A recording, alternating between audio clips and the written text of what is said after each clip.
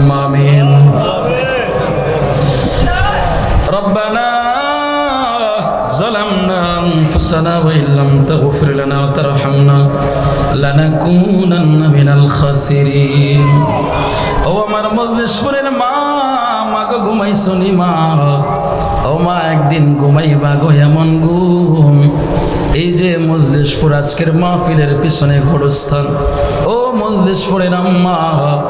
তোমার মতো কত মহিলা অসহায় হয়ে কবরে শুয়ে আছে গো মা তোমার শাশুড়ি আজকে শতমন মাটি বুকে নিয়া কবরে ঘুমাই রে মা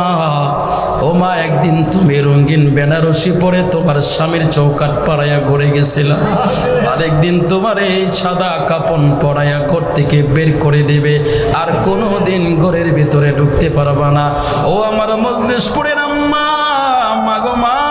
পর্দার আড়ালে ঘরের কোনায় বসে যাও গো মা দুইটা হাত তুলে দাও পাকনা দাড়িওয়ালা মুরব্বী মানুষগুলো হাত তুলেছে রে মা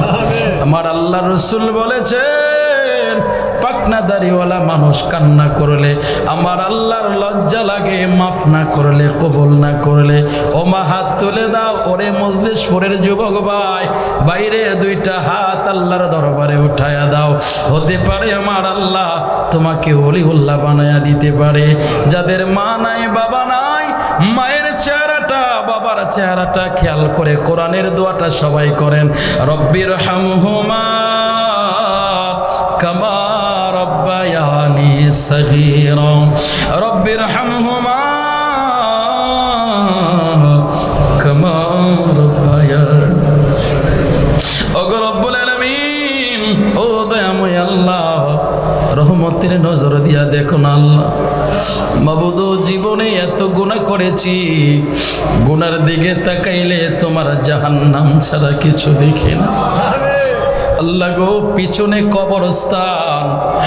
কত শক্তিশালী মানুষগুলো নিতর হইয়া কবরে পইরা রয়েছে ও আল্লাহ এই কবরে একা একা ফেলে দিয়ে আসবে কি করে কবরের মধ্যে থাকবো আল্লাহ তোমার রসুল বলেছে কেউ যদি গুনাহ নিয়া কবরে যায় খবরটা নাকি সাপ বিচ্ছু বিষাক্ত পোকামাকড় দিয়া ভরে যাবে আল্লাহ বড় ভয় লাগে এই গুনাহ নিয়া কবরে গেলে কবরের মাটি আমাদেরকে ছাড়বে না গুনার বোঝা মাথায় লয়া আল্লাহ কাঁদতেছি মাফ করে দাও মাবুদ আল্লাহ এলাহি মাফ করে দাও মাবুদ আল্লাহ এলাহি আব্বা আম্মা আছে যারই কবরে বলো না যুবক আব্বা আম্মা আছে যারই কবরে মাফ করে দাও দয়াল নবীর খাতির আমার সাথে যারা তুলেছে জানি না কার জানি জনম দুঃখিনী মা দুনিয়ায় বেঁচে আল্লাহ রে যে মা নিজে না খায়া সন্তানের মুখে খাবারটা তুইলা আল্লাহ যে মা রাতের পর রাত সন্তানের জন্য জায়গা জায়গা কাটাইছে আল্লাহ রে কার জানি মায়ের মুখটা চোখে বাইসা উঠছে রে আল্লাহ কে জানি কত বছর ধরে আম্মা কইয়া ডাকটা দিতে পারে না রব্বুল আলামিন আল্লাহ কার জানি মায়ের রূহটা সন্তানের দিকে তাকায়া রইছে আমার সন্তান বুঝি মাহফিল থেকে দোয়া করে আমার কবরে আদিয়া পাঠাই ও আল্লাহ যার মা নাই সে জানে মা হারা যন্ত্রণা কত মানুষ দেখছি বা দুনিয়ায়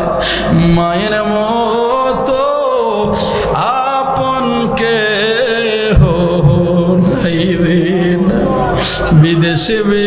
রাজে যদি সন্তান মারা যায়, পশু পাখি জানার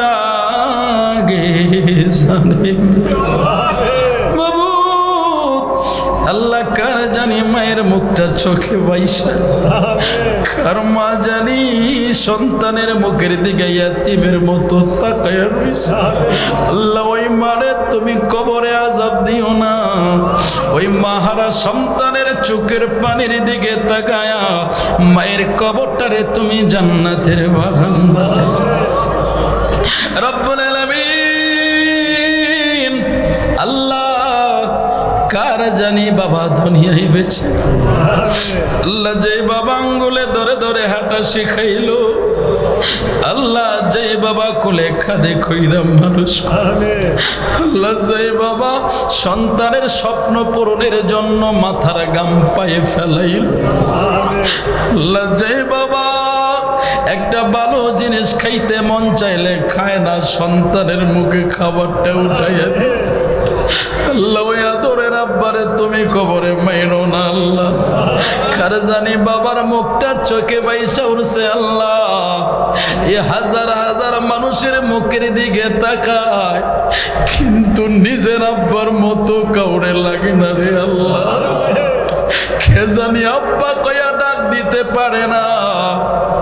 আল্লাহ কার জানি বাবা নামে এই শীতল বৃক্ষর ছায়াটা জানি কার মাথা থেকে চলে গেছে।